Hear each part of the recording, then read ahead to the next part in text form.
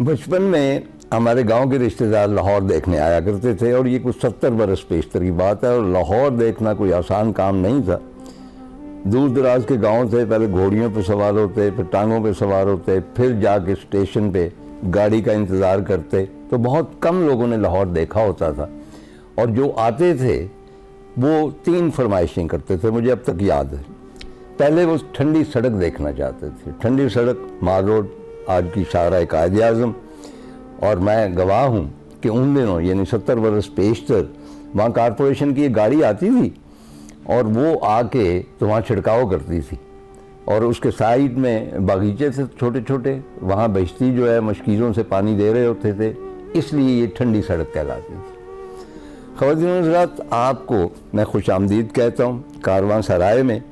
ابھی میں بات یہ کر رہا ہوں کہ وہ دیہاتی ہمارے یہاں آتے تھے تو ان کی پہلی چوائس ہوتی تھی ٹھنڈی سڑک دیکھنا، اور دوسری چوائس جو ہوتی تھی وہ چڑیا گھر دیکھنا تھا، جس کو وہ چڑی گھر کہتے تھے۔ اور یہ بھی آبویسلی ان کے لیے بہت دلچسپی کا ایک مقام تھا، کیونکہ جنگلی جانور جو ہیں وہ گاؤں میں کہاں ہوتے ہیں، شہروں میں تو ہو جاتے ہیں، لیکن گاؤں میں تو انہوں نے افریقی اور مطلب ایک ساؤتھ امریکہ کے جانور نہیں دیکھے ہوتے، تو اس لیے اس میں انٹرسٹ لیتے ہیں۔ لیکن سب سے جو امیزنگ بات تھی کہ ان کی جو تیسری چوائس تھی، وہ ہمیشہ کہتے تھے ایک عجائب گھر دیکھنا ہے، عجائب گھر۔ اور یہ بات مجھے آج تک سمجھ نہیں آئی کہ وہ ان پڑھ دیہاتی جو ہے وہ کیوں اتنے اویئر تھے کہ وہ عجائب گھر دیکھنا چاہتے تھے۔ اور یہ عجائب گھر وہی ہے، لاہور کا عجائب گھر، جس کے سامنے زمزمہ گن ہے، اور ریڈیارڈ کپلنگ کا جو ناول ہے اس کا مرکزی کردار کم وہاں بیٹھا ہوتا ہے۔ اس کے ناول کا پہلا فقرہ یہ ہے کہ Kim was sitting on the Zamzama gun opposite the Lahore عجائب گھر۔ تو عجائب گھر جو ہیں ان کا کیا ایسا ہے کہ جو پرانے لوگ تھے، جو ان پڑھ تھے، کچھ بھی نہیں جانتے تھے، وہ اویئر تھے کہ ہمیں اپنے کلچر کے بارے میں جاننا چاہیے، اپنی تاریخ کے بارے میں جاننا چاہیے، جس دھرتی پہ ہم سانس لیتے ہیں اس دھرتی کی تاریخ سے ہمیں آگاہ ہونا چاہیے۔ جبکہ ان دنوں جو لوگ لاہور آتے ہیں مختلف شہروں سے، ان کی فرمائش کیا ہوتی ہے کہ بہترین فالودہ کہاں ملتا ہے، فوڈ اسٹریٹ کہاں ہے، ایم ایم عالم روڈ کہاں ہے، اور پلے پکوڑیاں کہاں ملتے ہیں۔ تو یہ کیا ہے کہ 70 سال پہلے والا جو ان پڑھ دیہاتی ہے وہ زیادہ اویئر تھا، اس کا زیادہ اچھا ذوق جمال تھا ہم سے، اور ہم ڈیٹیریوریٹ کر گئے۔ ہم آگاہ ہی نہیں ہے کہ میوزیمز کی کیا اہمیت ہے۔ یہ ایجوکیشن کا ایک بہت بڑا حصہ ہے، بلکہ میں سمجھتا ہوں کہ ایجوکیشنل جو بجٹ ہوتے ہیں ان میں میوزیمز کا حصہ ہونا چاہیے۔ یہ بڑی میجر ایک انفارمیشن اور ایک آگہی کی جگہ ہے، اور وہ ہمارے ہاں کم ہے۔ اب میں آپ کو لیے چلتا ہوں نیو یارک کا نیچرل ہسٹری میوزیم۔ وہاں پہ ایک دیوار کے اوپر ایک 1500-1600 سال پرانے درخت کا تنا جو ہے، یعنی تنے کا ایک حصہ جو گولائی میں ہے، وہ وہاں پہ آویزاں کیا گیا۔ آپ جانیے کہ جو درخت ہیں وہ اپنی عمر کا حساب رکھتے ہیں، ہر برس ایک دائرہ بڑھ جاتا ان میں، تو آپ کاؤنٹ کر سکتے ہیں کہ کون سا درخت کتنا پرانا ہے۔ اور میری آنکھیں کس چیز کی تلاش میں؟ میری آنکھیں تلاش میں تھی کہ 1400 برس پیشتر وہ دائرہ کہاں ہے جب رسول اللہ صلی اللہ علیہ وسلم کی پیدائش ہوئی۔ میرے لیے سب سے زیادہ اہم وہ بات تھی، لیکن وہاں اس کا کوئی نشان نہیں تھا۔ وہاں امریکن جنگیں تھیں، یورپ کے جو مشہور لوگ تھے ان کے نام تھے کہ کب وہ پیدا ہوئے اور کون کون سی جنگیں انہوں نے لڑیں، کون سی جگہوں پہ وہ گئے، سول وار جو ان کی تھی اس کے نشان تھے۔ ہمارا کوئی حوالہ نہیں تھا، اس لیے کہ یہ ان کا میوزیم تھا اور ان کی ہسٹری بیان کرتا تھا۔ ہم جب کل کو اگر میوزیم بنائیں تو ہم بھی یہ کر سکتے ہیں۔ میوزیمز کے حوالے سے جب میں نے بات شروع کی ہے تو میں عرض کرتا چلوں کہ اس پروگرام کا بنیادی خیال مجھے نیو یارک کے نیچرل ہسٹری میوزیم کے باہر آیا۔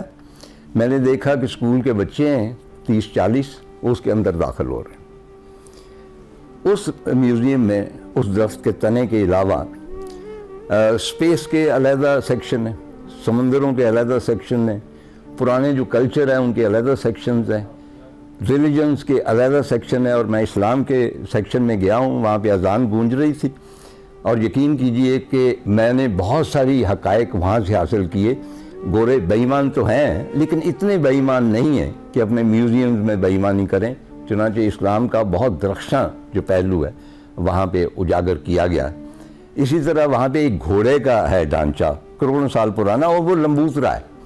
کین یو امیجن کہ گھوڑے لمبوترے ہوا کرتے تھے، اور اس کے بعد آہستہ آہستہ ارتقاء کی منزلیں طے کرتے اس قدرت کے حساب سے جو بھی ریکوائرڈ تھی وہ اس سائز میں ہو گئے۔ اسی طرح پرندے ہیں پرانی جو ان کے ڈھانچے ہیں، یا انٹری پہ ہی ڈائناسورس کا ڈھانچہ ہے۔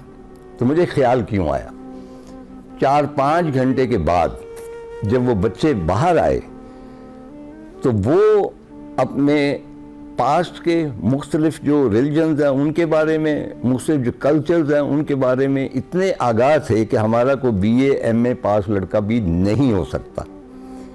یعنی 6 گھنٹے کے اندر اندر انہوں نے وہ تمام انفارمیشن حاصل کر لی جو ہم کتابوں سے حاصل کرتے ہیں، جو ہم ٹیچر سے حاصل کرتے ہیں، اور یوں ان کے عام بچے جو ہیں وہ جینیس ہو جاتے ہیں، اور ہمارے جو جینیس بچے ہیں اس لیے عام ہو جاتے ہیں کہ ان کے پاس وہ فیسلٹی موجود نہیں ہے۔ اچھا، یہ جو ہے نیچرل ہسٹری میوزیم، یہ ایک ایسی سڑک پر واقع ہے جس کو میوزیم مائل کہا جاتا ہے، اور اس پہ درجنوں میوزیمز ہیں۔ ایک گوگن ہائم میوزیم ہے پیجدار داداریوں والا، اس کے بعد جیوش میوزیم ہے، اسی طرح بہت سارے میوزیمز ہیں، لیکن ان میں اہم ترین جو میوزیم ہے میٹروپولیٹن میوزیم ہے، جہاں پہ میں نے بہت وقت گزارا۔ اگر ٹوٹل وقت اس کو کیلکولیٹ کیا جائے تو میرا خیال کہ 20 دن بنتے ہیں، کیونکہ وہ ایک مختلف جہان تھا۔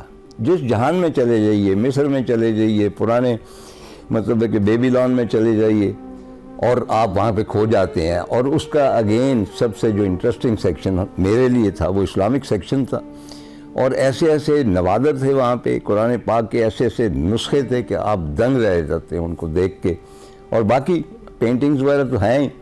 اچھا خواتین و حضرات، میرا خیال ہے کہ ذرا سا ڈل موضوع ہے میوزیمز، تو اس کو ذرا لائٹ کر دیتے ہیں میٹروپولیٹن میوزیم کے حوالے سے۔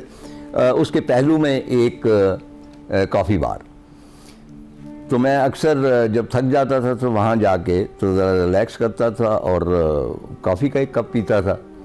تو اس روز گرمی بہت تھی تو میں بیٹھا، تو میں نے اپنی جیکٹ اتار کے، نزدیک ہی کوئی بکری سی چیز تھی بنی ہوئی، تو میں نے کہا شاید اس لیے کہ یہاں پہ کوئی چیز ٹانگ دی جائے، تو میں نے اپنی جیکٹ وہاں ٹانگ دی اور کافی پینے لگا۔ اس دوران میں نے نوٹ کیا کہ کچھ لوگ آتے ہیں اور مجھے گھور کے چلے جاتے ہیں، تو میں نے کہا پتہ نہیں کیوں، کیونکہ میں فارنر ہوں یا کیا ہے۔ اس کے بعد ایک بوڑھی اماں آئی اور آ کے مجھے کہنے لگی، young man I want to see Picasso's goat, میں پکاسو کی بکری دیکھنا چاہتی ہوں۔ میں نے کہا بی میرے پاس تو نہیں ہے، مطلب مجھے نہیں پتا کہ پکاسو بکریاں بھی رکھتا تھا، تو کس قسم کی بکری؟ تو کہنے لگی کہ یہ جہاں پہ تم نے اپنی جیکٹ ٹانگی ہوئی ہے یہ پکاسو کی بکری ہے، اور یہ اوریجنل پکاسو کا اسکلپچر ہے، اور یہ کروڑوں ڈالر کا ہے، اور آپ نے وہاں پہ اپنی جیکٹ لٹکا رکھی ہے۔ یقین کیجئے بہت شرمندگی ہوئی کہ لوگ کیا سمجھیں گے کہ انہوں نے پکاسو کی بکری کی عزت نہیں کی۔